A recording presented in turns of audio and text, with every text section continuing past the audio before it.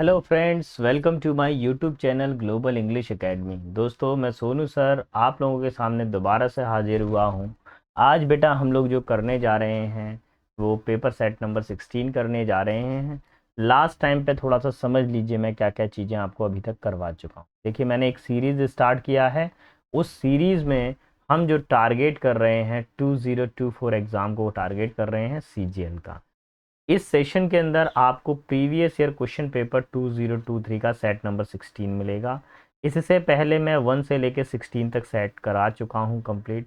मैंने एक प्लेलिस्ट बना रखी है, प्लेलिस्ट में आप जाके चेक कर सकते हैं। टारगेट SSC CGL 2024, इसके अंदर जाकर आप चेक कर सकते हैं।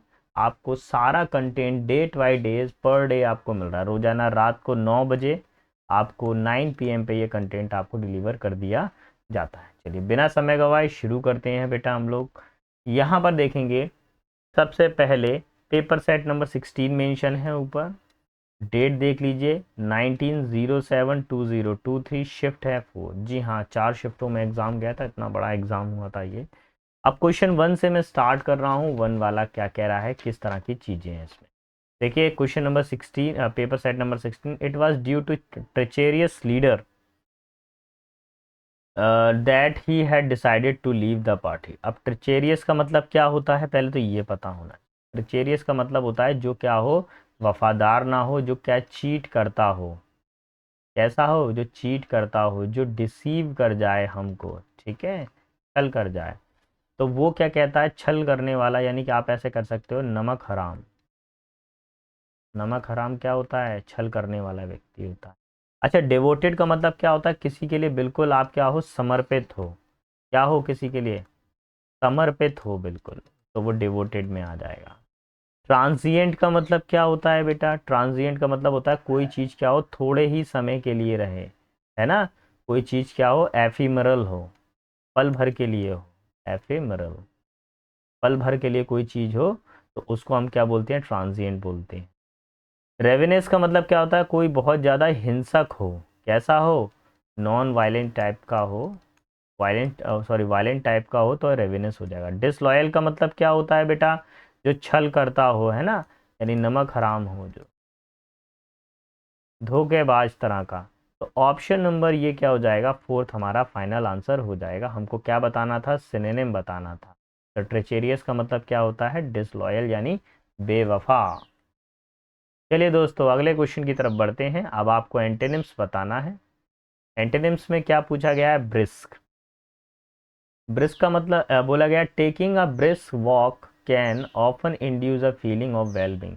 अगर आप चलते, एक तो होता है चलना और एक होता है ब्रिस्क वॉक। ब्रिस्क वॉक में क्या होता है कि थोड़ा सा स्पीड करके आप चलते हैं। आप चलते तो हैं लेकिन कैसे चलते हैं, थोड़ा सा हल्का सा फास्ट चलते हैं आप। फास्ट वॉक कह सकते हैं आप इसको, ठीक है। अब आपको इसको उल्टा बताना है। फास्ट का उल्टा क्या होता है बेटा, स्लो, यही इसका आंसर है, ठीक है। अच्छा, लेट नाइट का मतलब क्या हो गया, देर रात। यहाँ पे डस्की का मीनिंग आपको बता देते हैं क्या होता है। जैसे आपने देखा है कि सूरज ढलने के बाद में, सूरज ढलने के बाद में अंधेरा टाइप का हो जाता है, तो वो जो अंधेरा हो जाता है वो डस्की होता है। मतलब आप काला भी बोल सकते हो, डस्की का मतलब काला या अंधकार युक्त। क्विक का मतलब क्या होता है, कोई काम बहुत तेजी से हो रहा है, तो तेज। फिलहाल अभी हमको आंसर मिल गया, option number 1 is our final answer. Now comes to the another one. Here we have question related to the antonym. If you see a word is given in a bold pattern, here we have word partially. What do you understand by partially? Partially का मतलब क्या होता है, partially का मतलब होता है जिसमें क्या करते हो, कोई पार्शियलिटी की जा रही हो, पक्षपात पूर्ण हो, जो कैसा हो, पक्षपात हो रहा हो जिसमें, ठीक है, कोई निष्पक्ष बात ना हो तो पार्शियल हो जाता। अच्छा, अनबाइस्ड का मतलब क्या होता है, बिल्कुल जिसमें हम लोग बिल्कुल निष्पक्ष बात कर रहे हो, बिल्कुल जुडिशियस फॉर्म में बात कर रहे हो, कोई चीज़ बिल्कुल जस्ट हो। जस्ट का मतलब क्या होगा, बिल्कुल न्याय संगत हो।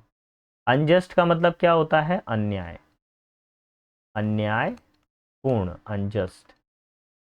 अगले वर्ड को देखेंगे, प्रिजुडाइज का मतलब क्या होता है बेटा, इसका मतलब भी होता है पक्षपात पूर्ण, पक्षपात पूर्ण, ठीक है, प्रिजुडाइज। डाउटफुल का मतलब क्या होता है, संदेहास्पद, जिस पे डाउट किया जा रहा हो, डूबियस, आप साफ लिख दें, DUBIOUS, dubious, सस्पेक्ट, जिस पे संदेह हो रहा हो। ठीक है, तो अभी क्या बोला गया, पार्शियल पूछा गया, यानी पक्षपात पूर्ण है। यानी इसमें क्या कर रहे हैं आप, किसी के संग में पार्शियलिटी कर रहे हैं, तो आपको निष्पक्ष होना है। Option number A is our final answer. ठीक है बेटा, तो पहला क्या हो गया, पार्शियल मतलब पार्शियलिटी हो रही है, और अनबाइस्ड का मतलब क्या हो गया, निष्पक्ष हो गया। ठीक, चलिए अगले क्वेश्चन की तरफ आते हैं। नेक्स्ट जो क्वेश्चन है वो एंटोनिम से रिलेट कर रहा है। अब इसमें जो वर्ड है एंटोनिम में जो वर्ड दिया हुआ ट्रिवियल इश्यूज, ट्रिविल्स का मतलब क्या होता है बताइए बेटा। ट्रिविल्स का मतलब होता है कोई छोटे छोटे इश्यूज हों। ट्रिविल्स का मतलब क्या होता है, तुच्छ, तुच्छ व्यक्ति या नीच व्यक्ति को हम क्या बोलते हैं, ट्रिविल बोलते हैं। क्या बोलते हैं, तुच्छ व्यक्ति को हम क्या बोलते हैं बेटा, ट्रिविल बोलते हैं। ठीक है, ट्रिवियल इश्यूज का मतलब क्या हो गया, तुच्छ व्यक्ति, छोटा। Trivial issues have always interested our boss, यानी छोटे छोटे इशू क्या करते हैं, बॉस के लिए हमेशा क्या करते हैं, उसके लिए इंटरेस्ट क्रिएट करते हैं। तो अब यहाँ पर आपको क्या आंसर करना है, होपफुल। होपफुल का मतलब क्या होता है, आशा करना। ठीक है, आशापूर्ण, आशापूर्ण। देखिए मैं पूरा हिंदी इसलिए बताता हूँ कि कई बच्चे ऐसे बैठे हुए हैं क्लास के अंदर जो हिंदी मीडियम से बिलोंग करते हैं, या उनका इंग्लिश में कोई ऐसा इंटरेस्ट नहीं है, वो अभी बिगिनर हैं, शुरुआती दौर में हैं, है ना। तो धीरे धीरे करके वो इम्प्रूव करेंगे, इसलिए बेटा मेरे को बताना पड़ता है। फियर्स का मतलब क्या होता है, कोई खूंखार जानवर हो, खासकर जानवर के लिए यूज़ किया जाता है। फिलहाल अभी इसका मीनिंग भयंकर भी हो सकता है। कॉमन का मतलब आपको मालूम ही है, साधारण होगा। और सिग्निफिकेंट का मतलब क्या हो जाएगा, कोई बहुत, कोई चीज़ क्या हो, बहुत महत्वपूर्ण हो। कैसी हो, महत्वपूर्ण। सिग्निफिकेंट का मतलब इम्पॉर्टेंट भी हो सकता है। तो देखिए कोई चीज़ तुच्छ है और कोई चीज़ क्या है, इम्पॉर्टेंट है। तो option number 4 is the right answer of it. Okay, is it clear to you. Exam में आएगा तो क्या लगाएंगे आप बेटा, ट्रिवियल का सिग्निफिकेंट लगा देंगे। Okay, now comes to the question number 5। If you see, you will get a question number 5 which is related to the antonym। again antonyms पूछा है यार, कितने सारे antonyms इन लोगों ने पूछे हैं, कितने सारे एंटोनिम इन लोगों ने पूछे हैं। देखिए अबेट का मतलब क्या होता है, किसी चीज में डिक्रीज करना, कमी करना किसी चीज के अंदर। ठीक है, लेसन करना किसी चीज, माइनस कर देना किसी के अंदर, तो अबेट होता है। ठीक, to abate his listlessness she went for a walk in the country. अच्छा, तो लिस्टनेस का मतलब क्या होता है कि काफ़ी ज़्यादा आलसपन टाइप का हो, है ना, बोरियत टाइप का महसूस हो रहा हो, तो उसको कम करने के लिए वो कहाँ चली गई, एक लॉन्ग वॉक पे चली गई है, संसार की, है ना, कंट्री, देश की। अब जो पहला वर्ड है हमारे पास में क्या दिया हुआ है, सबसाइड। सबसाइड का मतलब क्या होता है, किसी चीज़ को कम करना, है ना, लेसन करना। अच्छा, लेसन का मतलब क्या होता है, कम करना। ये दोनों तो सेम ही हो गए। सस्टेन का मतलब क्या होता है बेटा, किसी भी चीज़ को होल्ड करके रखना, बनाए रखना, किसी एक पोजीशन पे बने रहना, स्टे, होल्ड, ये सब का सब होता है। इंक्रीज का मतलब क्या होता है, किसी चीज़ में क्या कर देना, इंक्रीमेंट कर देना, बढ़ाना। क्या होता है, किसी चीज़ में बढ़ाना, यानी प्लस करना किसी चीज़ को। तो देखिए ऊपर अबेट का मतलब क्या है, माइनस, कम कर रहा है, और यहाँ पर इंक्रीज का मतलब क्या है, प्लस। तो this is our final answer, option number 4। ठीक है। अच्छा, सुनने में थोड़ा सा अतिशयोक्ति लगेगी आपको, ऐसा लगेगा कि सर बहुत लंबी फेंक रहे हैं। आप बिलीव कीजिए, ये एग्ज़ाम बाद में हुआ है, 2023 वाला, 2023 वाला ये एग्ज़ाम बाद में हुआ। उससे पहले ही करीब 3 से 4 महीने पहले ही बेटा मैं इस तरह की वोकैब को याद करा चुका था क्लास के अंदर। तो जो बच्चे मेरे ऑफलाइन में थे उनके पास प्रूफ है, उनको मालूम है कि सर ने जो नोट्स दिए थे उसी में से आ रहा है ना। अगर कोई क्वेश्चन नया आएगा तो वो भी मैं आपको यहाँ पॉइंट करके बता दूंगा कि बेटा ये नया क्वेश्चन आया है, आप इसको तैयार और कर लीजिए नेक्स्ट टाइम के एग्जाम की। ठीक है, अब मैं आगे की तरफ बढ़ता हूँ। नेक्स्ट क्वेश्चन नंबर 6 पर। 6 क्या कह रहा है, वन वर्ड सब्सटीट्यूशन आ गया। थोड़ा सा फ्लैशबैक करूंगा और मैं जान लेता हूँ मैंने कितने क्वेश्चन किस किस से रिलेट करते हैं। तो देखिए क्वेश्चन 1 से शुरू किया था, एक क्वेश्चन आया है बेटा सिनोनिम का। ये antonym, again antonym, antonym, antonym, antonym. तो मेरे को एक चीज़ समझ में आई कि सिनोनिम का केवल अभी तक एक ही क्वेश्चन पूछा गया है, और एंटेनिम्स के कितने पूछे गए हैं, 4 क्वेश्चन पूछे गए हैं। अब भैया क्वेश्चन नंबर 6 है, थोड़ा सा बताइए किससे रिलेट करता है क्वेश्चन नंबर 6। क्वेश्चन नंबर जो 6 है बेटा वो रिलेट कर रहा है वन वर्ड सब्स्टिट्यूशन से। किससे रिलेट कर रहा है, वन वर्ड सब्स्टिट्यूशन। पढ़ें एक बार। A person who enjoys doing dangerous thing, ऐसा व्यक्ति जो बहुत ही खतरनाक कार्यों को करने में एंजॉय करता है, in a way that other people may think is stupid, जिसमें दूसरे लोग समझते हैं कि वो कार्य कैसा है, मूर्खतापूर्ण कार्य है, ऐसे कार्य को करने का वो साहस करता है। तो देखते हैं। पहला वर्ड क्या होता है, घुड़सवार। यहाँ पे कैवलरी का मतलब क्या होता है बेटा, घुड़सवार। घोड़े पे सवारी करते हैं ना, हॉर्स राइडर, ऐसा भी कह सकते हैं, हॉर्स राइडर। घुड़सवार सैनिक होते हैं एक्चुअली, ये कैवलरी, ये सैनिकों के लिए आता है खासकर। लुनेटिक का मतलब क्या होता है, मतलब पागल हो कोई, मैड हो, है ना। नेक्स्ट, गैलेंट का मतलब क्या होता है, कोई ज़्यादा वीर हो, ब्रेव हो, बहादुर हो, है ना, ब्रेव हो, डेयरिंग हो, बोल्ड हो, शिवलरस हो। डेयर डेविल का मतलब क्या होता है, साहसी होता है। डेयर डेविल का मतलब क्या होता है, ये भी साहसी होता है। इसके भी पूरे के पूरे ये सिनोनिम बन सकते हैं, लेकिन थोड़ा सा अंतर है बेटा। डेयर डेविल में क्या होता है, व्यक्ति बहुत ज़्यादा जोखिम लेता है। गैलेंट में तो वो वीर है, ठीक है, गैलेंट्री अवार्ड मिलता है, परमवीर चक्र मिलते हैं हमको, तो गैलेंट्री अवार्ड मिलते हैं ना, वीर अवार्ड मिलते हैं। तो ऐसे डेयर डेविल है, डेयर डेविल वो व्यक्ति है जो बहुत ज़्यादा जोखिम उठाता हो, ऐसे काम जो लोगों को मूर्खतापूर्ण लगते थे, उन कार्य को करने का जोखिम उठाता हो, वो होता है डेयर डेविल। जबकि गैलेंट में क्या होता है, काम करना है, देश के लिए लड़ना है, तो ये कोई मूर्खतापूर्ण बात है क्या? अपने देश के लिए लड़ना कोई मूर्खतापूर्ण बात होती है क्या? नहीं होती ना। तो वो होगा गैलेंट। लेकिन अब कोई उल्टा काम है और उसको करना है, उस काम को करने के लिए क्या बोला जाएगा, डेयर डेविल बोला जाएगा। ठीक है, चले नेक्स्ट क्वेश्चन पर आते हैं, क्वेश्चन नंबर 7। और 7 क्या कह रहा है, अब उसको जान लेते हैं। For shaken or neglected child who has no home and spend most of his or her time on the street, ऐसा बच्चा जिसका घर ना हो, नेग्लेक्टेड का मतलब अनदेखा कर दिया गया उस बच्चे को, जिसका कोई घर नहीं हो, और वो ज़्यादातर अपना समय क्या करता है, गली मोहल्लों में घूमने में बिताता है, गलियों में घूमने में बिताता है। पहला जो वर्ड है मिसक्रींट, इसका मतलब होता है बदमाश, गुंडा बदमाश, हुलीगन भी बोल सकते हैं। क्या बोल सकते हैं इसको, हुलीगन्स। बदमाश बहुत सारे होंगे, फिलहाल एक ही है तो हुलीगन। ठीक है। वल्नरेबल का मतलब क्या होता है, भेद्य, जिसको हम भेद सकें, भेद्य, यानी ऐसा कोई काम जिसको किया जा सकता हो, वल्नरेबल। अच्छा, फुगेटिव का मतलब क्या होता है, भगोड़ा, जो भाग गया है, फरारी पर है। वेव का मतलब क्या होता है, ऐसा बच्चा जिसको परित्याग कर दिया, परित्यक्त, त्याग दिया है, ऐसा बच्चा, यानी आवारा कह सकते हैं। लेकिन ये कैसा आवारा होगा, जिसमें परिवार परिवार सब ने त्याग दिया है और बच्चे को अनदेखी कर दी है और बच्चा गली मोहल्ले में घूमता रहता है, उसको बोलते हैं वेव।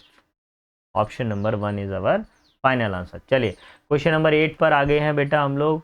देखिए, अगर आपको मेरा पढ़ाना पसंद आ रहा है, आपको लग रहा है कि सर केवल अप टू द मार्क बात कर रहे हैं, केवल पॉइंट टू पॉइंट पढ़ा रहे हैं, फालतू किसी तरह की कोई बात नहीं कर रहे हैं क्लास के अंदर, तो प्लीज़ मेरे चैनल को लाइक शेयर और सब्सक्राइब करना ना भूलिएगा।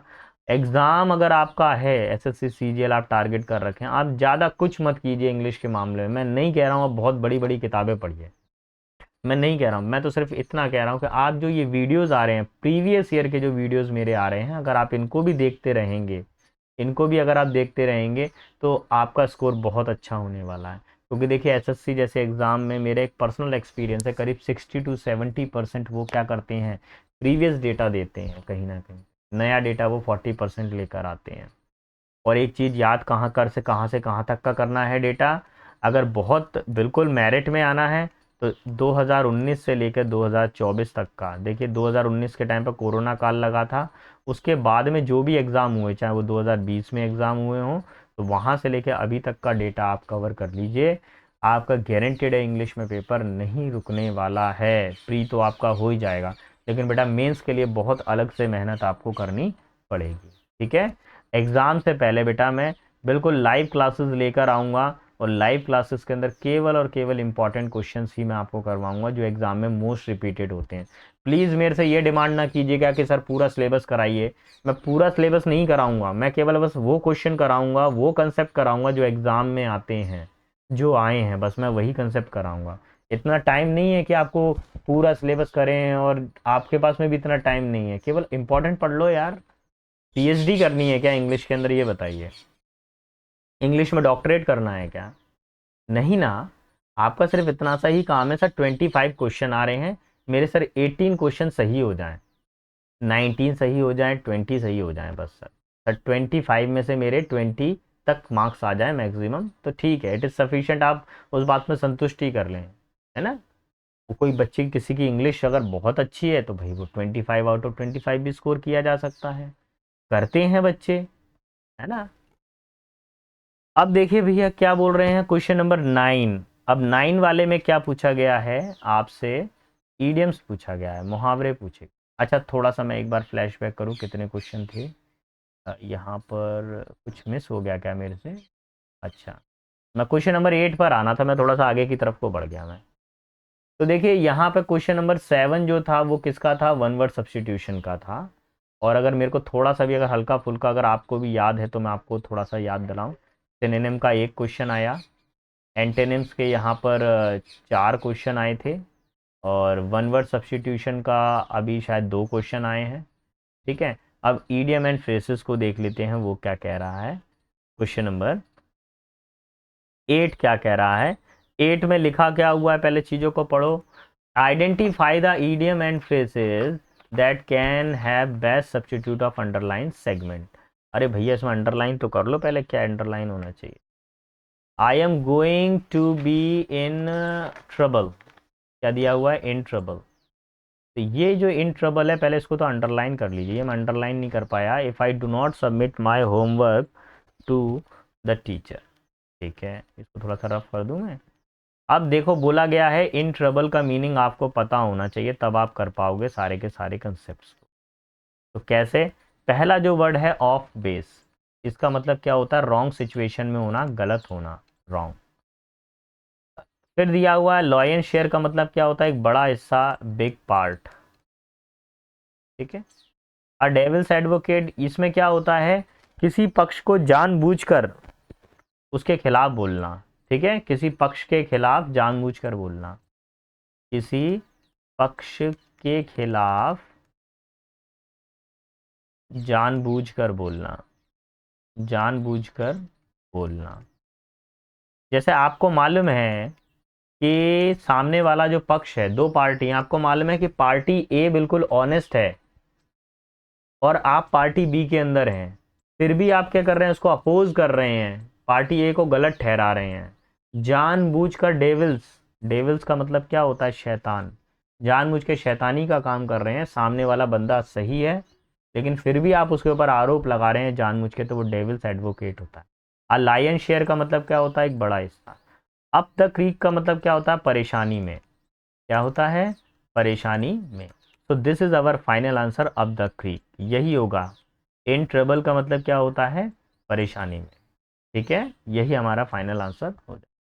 क्वेश्चन नंबर 9 पर आइए। 9 बेटा क्या कह रहा है, 9 बोल रहा है go to the drawing board.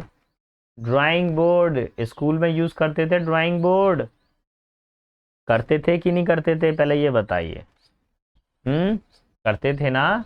तो drawing board, go to the drawing board का मतलब ये हो गया कि अभी आप फर्स्ट क्लास से पास करते हुए 12th में पहुंचे, देन अभी आप कॉलेज में हैं, मान लीजिए। अब कॉलेज में आपसे कोई मिस्टेक हो जाती है, कोई फाइल आप बना रहे थे और फाइल को आप प्रॉपर अच्छी तरीके से नहीं बना पाए, कुछ कमी रह गई, तो टीचर ने क्या बोला, जाओ दोबारा से शुरू करो, जाओ तुम तो फर्स्ट क्लास में जाओ, तुमको तो ABCD भी नहीं आ रहा है, ढंग से आप ए नहीं बना पा रहे हो, ए को ओ बना रहे हो, टी को क्यू बना रहे हो, आप शुरू से शुरू करिए। तो जब कोई ऐसी स्थिति होती है, किसी काम को जीरो से शुरू करना, यानी शुरू से शुरू करना, जीरो से स्टार्ट करना, तो वो क्या कहलाता है बेटा, go to the drawing board, यानी स्टार्ट ओवर कहलाता है। Option number 1 is our final answer. ठीक है, बाकी ऑप्शन नहीं बनेंगे। क्या बोला गया है, मीडिएट अ टास्क, ये नहीं बनेगा। अकम्प्लिश अ टास्क, किसी कार्य को पूरा करना, ये भी नहीं बनेगा। लीव अ वर्क अनफिनिश्ड, किसी कार्य को आधा छोड़ देना, ये भी नहीं बनेगा। फाइनल एक ही आंसर बनेगा, ऑप्शन नंबर 1।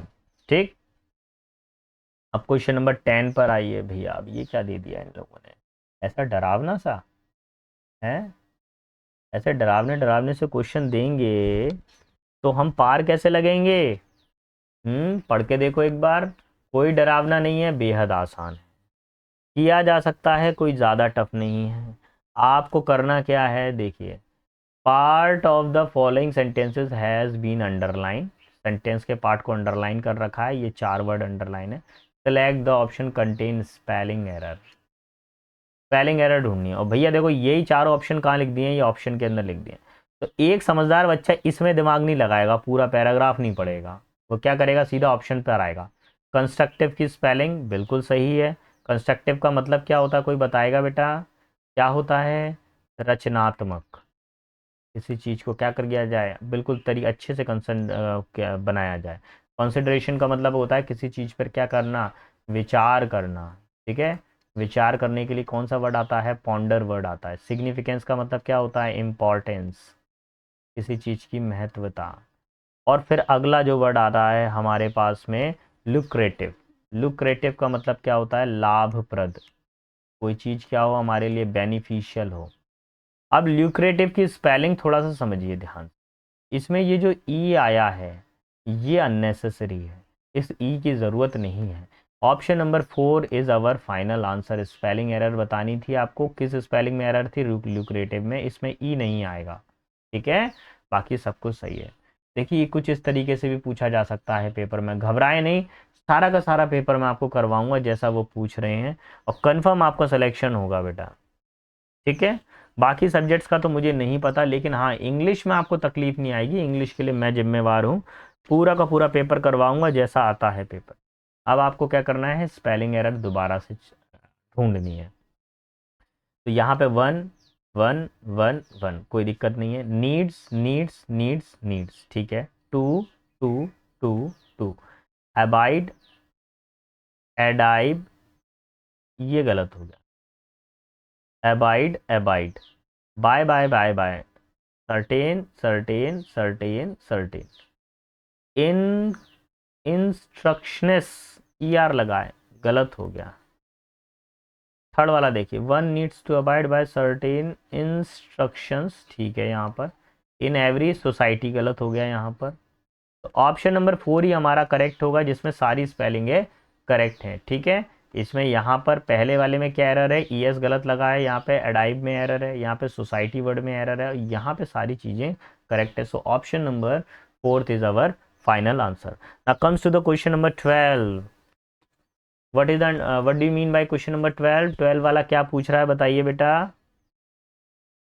आपको यहाँ पर ग्रामेटिकली फॉर्मेशन को करेक्ट करना है। Govinda is improving his communication skill.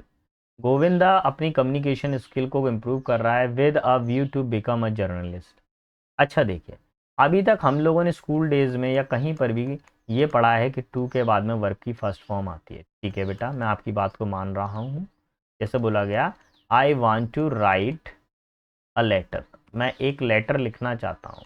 तो देखिए यहाँ पे टू आ रहा है और वर्ब की फर्स्ट फॉर्म आ रही है, मैं आपकी बात को मानता हूँ।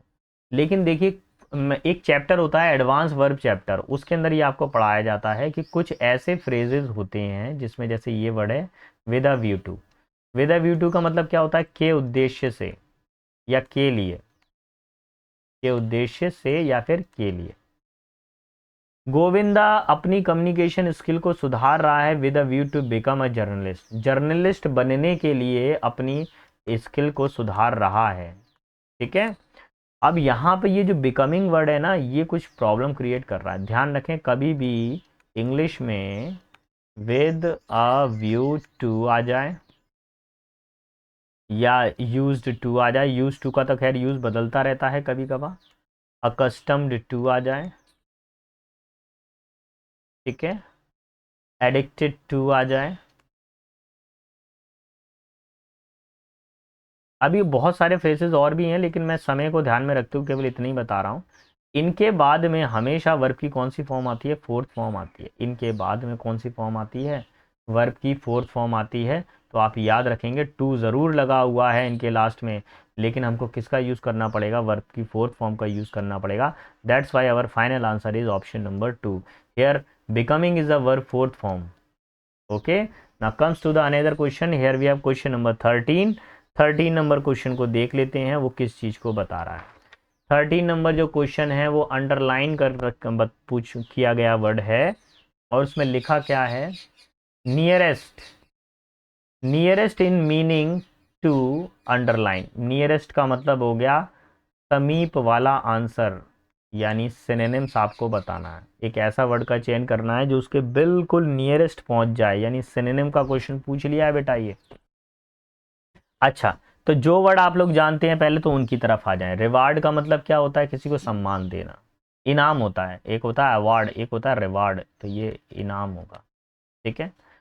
नेक्स्ट इनाम ई पर आएगा। एडमायर का मतलब क्या होता है, किसी की प्रशंसा करना, प्रेज, ठीक है।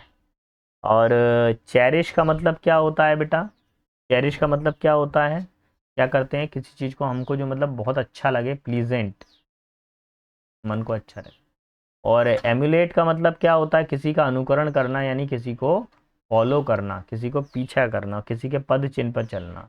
Option number 1 is our final answer. One should follow the role model of in his life. एक व्यक्ति को अपने रोल मॉडल को फॉलो करना चाहिए, ठीक है, जो भी रोल मॉडल हो। जैसे मेरा एक पर्सनल व्यू ये है कि अपने माता पिता से ऊपर कोई दूसरा रोल मॉडल नहीं होता है। बाकी तो सब दुनिया में झूठे लोग हैं, सिर्फ एक पेरेंट्स हैं जो सच्चे हैं। आप अच्छा करोगे तो भी आपके साथ खड़े हैं, अगर आपसे कोई गलती हो जाएगी तो भी आपके साथ खड़े हुए हैं, है ना। तो अब अगर नौकरी लेनी है तो किसके लिए लेनी है, माता पिता के लिए। नौकरी छोकरी के लिए नहीं लेनी है ना। सोना बाबू के चक्कर में रहोगे तो बेटा हो गया खेल, बन गए, फिर तो हो गया सिलेक्शन, फिर तो तुम्हारा कहीं और ही सिलेक्शन होगा, है ना। चलिए बढ़ते हैं आगे की तरफ। और गवर्नमेंट सर्विस लग गई ना, तो ये सब सोना बाबू आगे पीछे आते जाएंगे। जैसे हम सोनू सर, है ना, सिलेक्शन हो गया, अरे सोना बाबू, है ना, तो सोनू से सोना बाबू हो गए हैं, अब क्या है। चलो बढ़ते हैं आगे की तरफ। The Datta company has not being. अरे हैज़ के साथ में बीइंग का कनेक्शन कौन सा होता है भैया, कहीं नहीं होता ये कनेक्शन। बीइंग नहीं बेटा, बीन होना चाहिए। ये मिल गया हमको फ्री हिट क्वेश्चन, इसको मैं फ्री हिट कहता हूँ। बीइंग की जगह क्या आता है, बीन।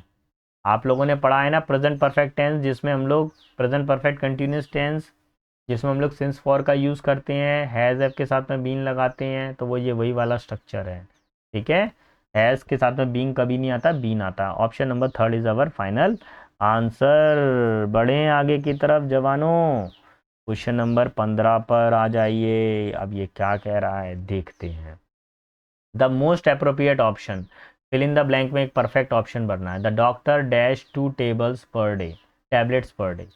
डॉक्टर ने बोला है कि 2 टैबलेट आपको प्रतिदिन खानी है, तो डॉक्टर क्या ऑर्डर करेगा, क्या नहीं करेगा। डॉक्टर क्या ऑर्डर करता है, क्या नहीं करेगा। अच्छा, प्रेस्क्राइब्ड कर सकता है, थोड़ा सा भी होल्ड कर सकते हैं। एडवाइज्ड भी कर सकता है, थोड़ा होल्ड कर सकते हैं। प्रपोज तो करेगा नहीं डॉक्टर, कभी भी प्रस्ताव तो रखेगा नहीं। कि डॉक्टर ने प्रस्ताव रखा है, अगर आप 2 गोलियां खाएंगे तो आप अमीर हो जाएंगे, अगर आप ये वाला सिरप पिएंगे तो इस सिरप को पीने के बाद में एसएससी सीजीएल वाला एग्ज़ाम के अंदर आपको इंग्लिश में बहुत अच्छे नंबर आएंगे।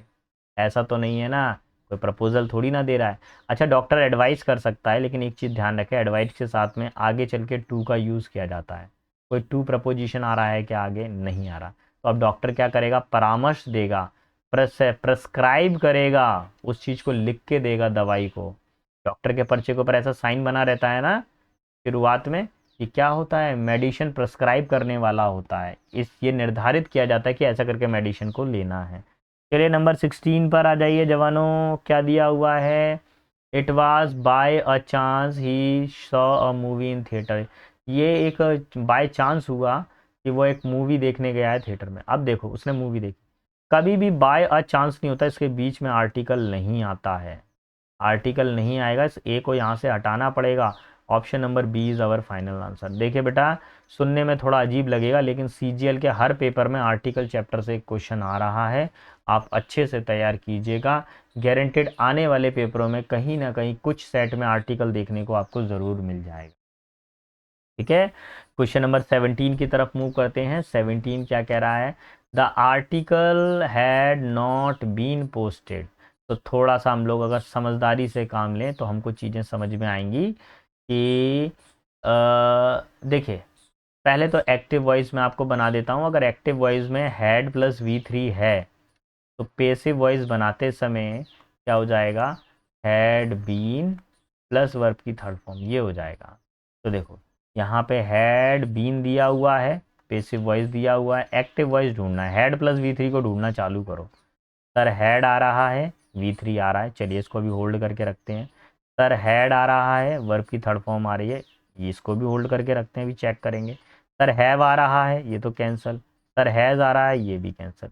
अच्छा देखिए, दोनों में हेड आ रहा है, दोनों में वर्ब की थर्ड फॉर्म आ रही है, लेकिन एक अननेसेसरी वर्ड आ रहा है स्टिल। क्या स्टिल वर्ड ऊपर दिया गया है सेंटेंस में?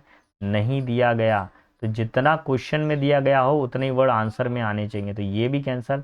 Option number 2 is our final answer. क्या हो जाएगा option number 2? Free hit question, free hit, free hit, free hit और सुपर हिट। अगेन देखिए, उन्होंने वही कंस्ट्रक्शन पूछा है। मैं एक बार इस कंस्ट्रक्शन को दोबारा से आपके सामने अच्छे से बना दूं मैं, है ना। प्लीज़ एक पेन एंड पेज लेके ज़रूर बैठा करें, क्योंकि ये जो कंस्ट्रक्शन आ रही हैं अभी आपके सामने, ये आपको फ्यूचर में एग्ज़ाम में भी टकरा सकती हैं। ठीक है, टकरा क्या सकती हैं, टकराएंगी, आएगा पेपर में कंफर्म। तैयार रहें आप।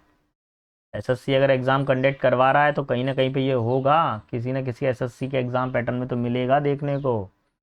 तो देखिए, हैड की जगह हैड है, वर्ब की थर्ड फॉर्म की जगह बीन, और फिर वर्ब की थर्ड फॉर्म अगेन आ रही है। अब क्वेश्चन में देखो, सर हैड आ रहा है, वर्ब की थर्ड फॉर्म आ रही है। अब मुझे क्या चाहिए, हैड बीन और थर्ड फॉर्म, बस इतना ढूंढना चालू करो।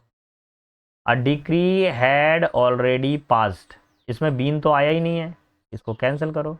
A decree had already been passed by the ruler of the committee, ठीक है बेटा, यहाँ पर ये होने की संभावना है।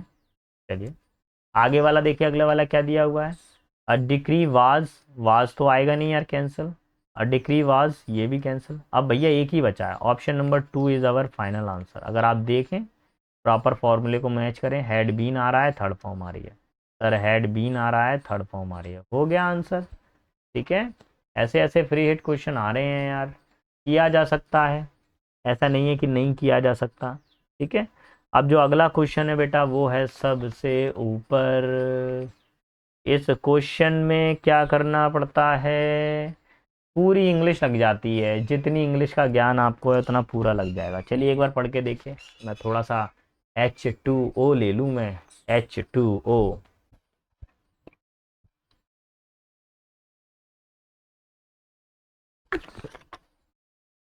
मेरे को लग रहा है कि माइक के अंदर मेरे पानी पीने तक की आवाज़ आ रही होगी, है ना। सर गुटर गुटर करके पानी पी रहे हैं, आप लोग भी पी लीजिए भैया H2O, है ना, जल ही जीवन है, पानी पीजिए। चलिए शुरू हो जाइए जवानों। तो करना क्या है, क्वेश्चन नंबर 19 में बेटा चीज़ों को समझ लीजिए, क्वेश्चन नंबर 19 कैसे वर्क करेगा।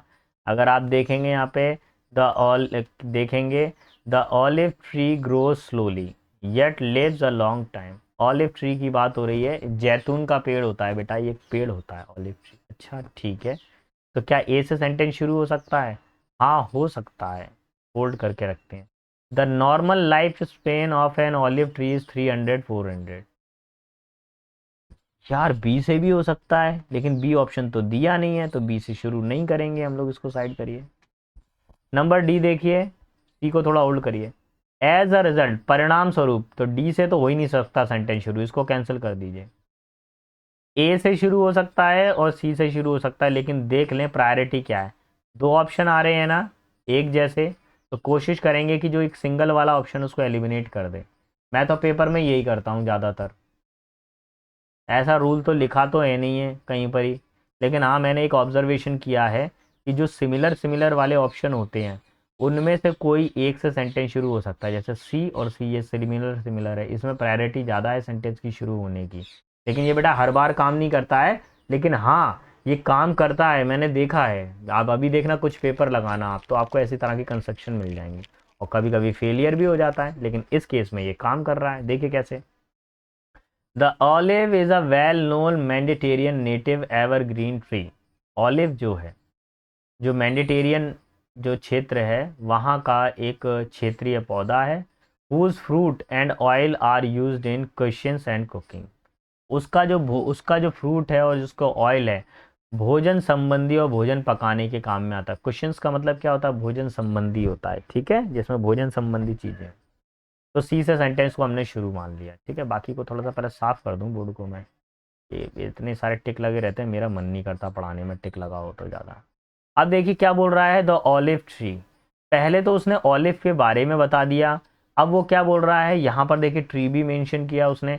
अब जब किसी चीज़ की चर्चा हम दोबारा करते हैं, किसी कंस्ट्रक्शन के अंदर रिपीट चर्चा करते हैं, तो उसके लिए किसका यूज़ किया जाता है, दा का यूज़ किया जाता है। तो ये बात कंफर्म है कि सी के बाद में ए आना चाहिए। एक बार ये भी मैं चेक कर लूँ क्या सी के बाद में डी आ रहा है। As a result, as a result का मतलब होता है परिणाम स्वरूप। तो ये तो सबसे लास्ट में आना चाहिए ना, परिणाम स्वरूप। सेंटेंस शुरू हो गया और आप पहले ही बोल रहे हो परिणाम स्वरूप, परिणाम स्वरूप वो पास हो गया क्योंकि उसने मेहनत की थी। ये क्या उल्टा सीधा सेंटेंस बन रहा है। उसने मेहनत की थी, उसने दिन रात पढ़ाई की थी, उसने 8-8 घंटे बैठकर पढ़ाई की थी, परिणाम स्वरूप वह पास हो गया। ठीक है, तो ये परिणाम स्वरूप बाद में आएगा, सी से तो हो ही नहीं सकता। तो सी के बाद में ए आ गया। हमारा आंसर तो फिलहाल सी फॉर कलकत्ता ही है, बाकी चेक कर लेते हैं। The normal life span and olive tree is 300-400 year, but the olive tree and ancient tree age the 3000 year have been discovered. देखिए 300 से 400 साल उसका जीवन होता है, और ऑलिव का जो पेड़ है करीब 3000 वर्ष पहले से खोजा गया है, ठीक है। एज अ जिसके परिणाम स्वरूप the olive tree known as the immortal tree in the mythology, ठीक है, एंड बॉटनी। तो बेटा ऑलिव ट्री को, जैतून के पेड़ को क्या माना जाता है, शुभ माना जाता है। और ये जो पेड़ है बेटा 300 से 400 साल चलता है ना। अब आजकल लाइफ कितनी रह गई है ह्यूमन की, आजकल तो आप ये मानिए कि अर्धशतक बना लिया तो बहुत अच्छी बात है। शतक तो कोई बना ही नहीं पा रहा, बहुत ही कम है शतक तक खेल पाते हैं, ज़्यादातर आउट हो जाते हैं, 60-70 पे ही आउट हो गए, ढेर हो गए, है ना। चलिए 20 पर आइए, 20 नंबर क्या कह रहा है। एक बार मैं फिर से फ्लैशबैक करूं, यहाँ पे सर कुछ बच्चों को डाउट है, तो option number third is our final answer. Next question number 20। तो 20 क्या कह रहा है बेटा, देखिए भैया मैं वही मेथड यहाँ पे लगाऊंगा जैसे मैंने पहले लगाया था। क्या लगाया था मैंने मेथड एग्जाम के अंदर, जैसे डी पहली एक ही आ रहा है, क्या इसमें और कहीं से सेंटेंस डी से शुरू हो रहा है, नहीं ये नहीं होना चाहिए, ठीक है।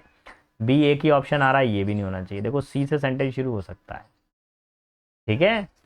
और देखो इसको करने का तरीका ऐसा किसी बुक में नहीं लिखा हुआ, प्लीज़ बेटा इसको ऐसा नहीं करें कि सर ने ये बताया था हमको ऐसा हो गया वैसा हो गया, ऐसा बुक में नहीं लिखा हुआ। बस हम एग्ज़ाम करते हैं, एग्ज़ाम देते हैं, तो उसमें से कुछ चीज़ें निकल कर आती हैं, वो आपसे डिस्कशन हो रही हैं।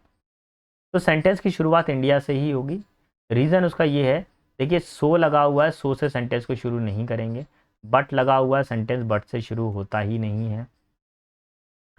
तो यहाँ पे इंडिया एक देश है, उसी के नाम से हम लोग सेंटेंस को शुरू करेंगे। India a very large country with many religions, many mini cultures and many languages have been achieving the success in all field. भैया भारत क्या है, एक विशाल देश है। इस देश के अंदर विभिन्न प्रकार के धर्म हैं, छोटे छोटे कल्चर भी हैं, बड़े बड़े कल्चर भी हैं, कई सारी भाषाएं बोली जाती हैं, और कई सारे क्षेत्रों में इन्होंने हम लोगों ने सफलता हासिल की है। अब बोल रहा है B, the uniqueness of this nation lies in the unity in diversity due to which there is a problem here and there are at time. तो देखिए विभिन्न विभिन्न प्रकार की भाषाएं हैं, और हमारे देश की पता है क्या विशेषता है, अनेकता में एकता, यूनिटी इन डाइवर्सिटी, विभिन्नता में एकता। बहुत सारे हम लोग डिफरेंट डिफरेंट जरूर हैं, लेकिन ये दिल मांगे मोर फिर भी दिल है हिंदुस्तानी, ठीक है। ऑप्शन 1 और 2। अब चाहिए ऑप्शन नंबर थर्ड, तो हमको क्लियरली समझ में आ गया कि 2 वाले जो ऑप्शन नंबर सी के बाद में अगर बी आ रहा है तो अब आगे क्या आएगा, D. But even small countries with the monolithic society, monolithic society समझते हैं, मतलब एक ही चीज़ को फॉलो करेंगे, पूरी कंट्री एक जैसी, अखंड। मोनोलिथिक का मतलब क्या होता है, अखंड, जो टुकड़ों में नहीं हो। Society have more problems than this second largest country. और लेकिन जिसमें क्या होता है, एक ईश्वरवाद है जहां पर केवल एक ही तरह के लोगों को रहने देंगे, मतलब एक खास कम्युनिटी पूरे देश के ऊपर राज करेगी, तो ऐसे देश के अंदर ज़्यादा लड़ाई रट्टे हो रहे हैं इंडिया की अपेक्षा। हमारी इंडिया तो बहुत सही है यार, हम तो सब लोगों का सम्मान कर रहे हैं, हमारे देश में तो सब लोगों के लिए अधिकार है, ठीक है, और सब लोगों को रहने का अधिकार है, सब लोगों को जीने का अधिकार है। ये धरती उस परमात्मा की है, सभी को अधिकार है रहने का। हवा सभी के लिए बराबर है, पानी सभी के लिए बराबर है। तो the problem of the India should not be viewed as the failure of great nation. देखिए आज हम दुनिया की, अभी तो खैर हम लोग फर्स्ट बन गए हैं पॉपुलेटेड कंट्री में, कुछ समय पहले चाइना हमसे आगे चल रहा था। लॉकडाउन से पहले चाइना क्या था, मोस्ट पॉपुलेटेड कंट्री था, नंबर 1 पे थे, और हम चल रहे थे नंबर 2 पे। लॉकडाउन के बाद में पता नहीं ऐसा क्या हुआ कि हम नंबर 1 पर आ गए हैं, समझ में नहीं आ रहा ये ऐसा क्या हुआ है कि हम नंबर 1 पे पहुंच गए हैं। और अब जनगणना होगी ना तो भाई साहब हम ही लोग नंबर 1 पर आ जाएंगे, है ना। भारत के लोग बहुत मेहनती हैं बेटा, हर चीज में आगे हैं, ठीक है। ऑप्शन नंबर 2 इज हमारा फाइनल आंसर। ठीक है, चलिए बताओ। अरे यार सोनू, क्या क्या करना पड़ता है, क्या क्या पढ़ाना पड़ता है, कैसे कैसे एग्जाम्पल देने पड़ते हैं मेरे को आप लोगों को जागरूक करने के लिए। चलिए बढ़ता हूँ आगे की तरफ। When he was in college, जब वो कॉलेज में था, a famous poet made a useful distinction for him. हैं, ये क्या हो गया, a famous point made him useful distinction for him. देखिए जब वह कॉलेज में था तो एक एक पोइट था जो उससे क्या था, बहुत ज़्यादा प्रभावित था, और जो वो उसके लिए बहुत ज़्यादा इंपॉर्टेंस हुआ करता था। He drank dash in the poet's company to be compelled to describe him to a poem. He was dash. अच्छा सुनिए, अब यहाँ पर क्या है, ये जो पोइट है, ये थोड़ी सी कहानी क्या है, घूमती फिरती नज़र आ रही है आपको, उसको बनाने के लिए थोड़ा सा दिमाग लगाना पड़ेगा। देखिए एक बंदा है, जब वो कॉलेज में था, उसका कोई फेमस पोइट था, उससे वो बहुत ज़्यादा इंस्पायर था, और उस पोइट्स के बारे में वो कुछ कहना चाहता था। अब ही हैड ड्रंक, उसने क्या बहुत ज़्यादा पी रखी थी, ड्रंक इनफ, ठीक है।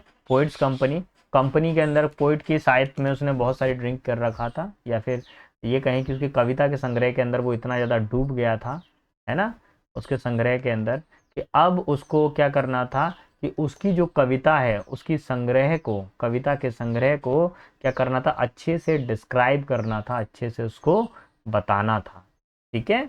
ऑप्शन नंबर 22 देखिए, क्या बोला गया था, poets company to compel, compel का मतलब क्या होता है, मजबूर करना, to describe to him a poem, उसने उसको मजबूर किया कि वो क्या करे, एक पोयम को डिस्क्राइब करे। He was thinking of it, वो क्या कर रहा था, उसके बारे में क्या कर रहा था, सोच रहा था। It would be a monologue of short, monologue का मतलब क्या होता है, एक वाद होता है जिसमें एक ही बंदा बोलेगा। अब जैसे देखो मैं हूँ, मैं सिर्फ यहाँ से बोल रहा हूँ, आप लोग सुन रहे हो, दैट इज कॉल्ड मोनोलॉग। अब मैं यहाँ से बोलूँ और आपका रिप्लाई भी वहाँ से आए, तो ये क्या हो जाएगा, डायलॉग हो जाएगा दोनों तरफ से, अभी तो मोनोलॉग है।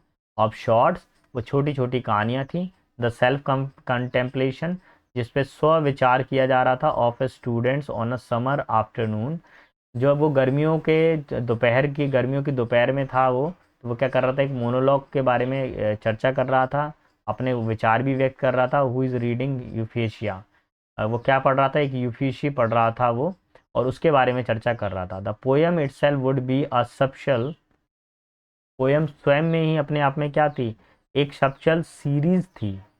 रे रुक जाओ महाराज, पढ़ाने दो, अभी होता है इसको भी कंप्यूटर को कुछ ना कुछ, वैसे बिल्कुल सही चलेगा, मेरा पढ़ाने का टाइम आएगा तभी इसको कुछ ना कुछ हो जाएगा। सबशेल के बाद में क्या आ जाएगा, यहाँ पर क्या आ जाएगा, सीरीज आ जाएगा। सबशेल सीरीज का मतलब क्या होता है बेटा, कोई भी चीज जो सूक्ष्म श्रृंखला, सबशेल सीरीज का मतलब क्या जाए, सूक्ष्म श्रृंखला ऑफ यूफिज्म, यूफिज्म की क्या थी, एक छोटी श्रृंखला थी। ट्रांसलेटिंग द हीट, अब वो क्या है भैया, क्या क्या बता रहा है, हीट ट्रांसलेट कर रहा है, द डे, धूप पड़ रही है यार, है ना। The student concern in to the symmetrical poses, translating even his, क्या करेगा भैया, ट्रांसलेट ये, even his contempt, even his dash boredom with that famously a foolish book into the efficient. देखिए बुक में दो तरह के किरदार हैं भैया, पॉजिटिव भी है नेगेटिव भी है। तो उसमें कुछ ऐसे किरदार हैं जो क्या है, बहुत ही ज़्यादा उसको बोरियत महसूस करा रहे हैं, और एक ऐसा वर्ड जो बोरियत से रिलेटेड है, कंटेम्प्ट, यानी आलोचना करना, अवमानना करना। तो कुछ उसमें ऐसे कंसेप्ट भी हैं, छोटे छोटे तो अच्छे भी हैं, और कुछ कंसेप्ट ऐसे भी हैं जो क्या कर रहे हैं, अवमानना कर रहे हैं, बोरियत महसूस करा रहे हैं। ठीक है। The poet nodded his big head in a sympathetic and rhythmic way as it this was dash to him. देखिए, जब पोइट ने उस चीज़ को सुना, जब उसके कैरेक्टर को, एक पोइट बैठा हुआ, एक दूसरा बंदा बैठा हुआ, मेरे फेमस पोइट बैठे हुए, उन्होंने मेरे से ये बोला कि सोनू भाई, तुम मेरे को अपनी एक पोएम को बताओ, मेरी एक कोई पोएम है उसके बारे में बताओ। तो भैया मैं उसके बारे में बताने लगा उनको। जब मैं उनको बताने लगा तो उनको कुछ चीज़ें समझ में आई। जब उनको कुछ चीज़ें समझ में आई तो उन्होंने सिर को घुमाना चालू किया, हाँ ठीक है सोनू, अच्छा सुनाया है, अच्छा बताया है तूने, और बोल भाई, और कैसा है, ये वो, इस तरह की बातें हो रही हैं वहाँ। Sympathetic rhythmic way, this was dash. अब ये 25 वाले का भी ऑप्शन नहीं बताऊंगा, अभी बता दिया ना तो अब ये वीडियो बंद करके आगे को निकल जाओगे। ठीक है। तो पहले सुनिए ध्यान से। अगला वाला सेट क्या है, सेट नंबर 17 है, इसको मैं पढ़ाऊंगा, आपको कल 9 बजे मिल जाएगा। फिलहाल इसको बढ़ते हैं हम लोग। Then told him that there are the two kinds of poem. देखिए फिर उस पोइट ने क्या बोला, उस लड़के से ये बोला कि दो तरह की पोएम होती है। कितनी तरह की पोएम होती हैं, दो तरह की पोएम होती हैं। There is a kind you write, there is a kind you talk about in the bars. बोला गया है दो तरह की पोएम होती हैं, एक जिसके बारे में आप लिखते हो और एक जिसके बारे में आप चर्चा करते हो। बोथ काइंड हैव वैल्यू, दोनों की वैल्यू होती हैं, बोथ आर पोएम, दोनों ही पोएम है, but it is fatal to confuse them, like fatal to confuse them. तो बोला गया लेकिन ये क्या हो जाता, हमारे लिए बड़ा जटिल हो जाता है उसके बीच में से कन्फ्यूजन को दूर करना। तो अब देखिए 24 का आंसर तो 1 हो गया, 25 का जो आंसर है बेटा वो क्या हो जाएगा, 1 हो जाएगा, एक्सप्लेन। उसने क्या किया, पोइट ने क्या किया, उसको एक्सप्लेन करके बताया कि भैया पोएम दो तरह की होती हैं, एक ऐसी पोएम जो आप लिख रहे हो, एक ऐसी पोएम जिसके बारे में आप चर्चा कर रहे हो। ठीक है, दोनों की अपनी अपनी वैल्यू है। ठीक है बेटा, अगर आपको मेरा पढ़ाना पसंद आया है तो प्लीज़ मेरे चैनल को लाइक शेयर सब्सक्राइब करना ना भूलिएगा। जो भी होता है भैया वो सब कुछ कर देना, लाइक शेयर सब्सक्राइब, और भी कुछ होता है तो वो भी कर दो भैया। ठीक है, लेकिन बेटा सिलेक्शन लेकर आओ। आज के लिए इतना ही है। गॉड ब्लेस यू बेटा, best of luck, see you in the next class, bye bye.